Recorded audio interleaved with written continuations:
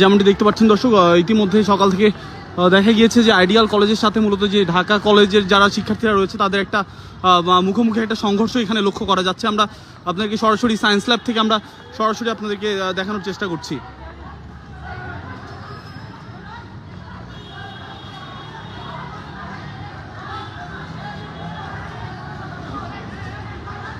দর্শক, যেমনটি দেখতে পাচ্ছেন যে ইটের পর ইট পাটকেল দিয়ে কিন্তু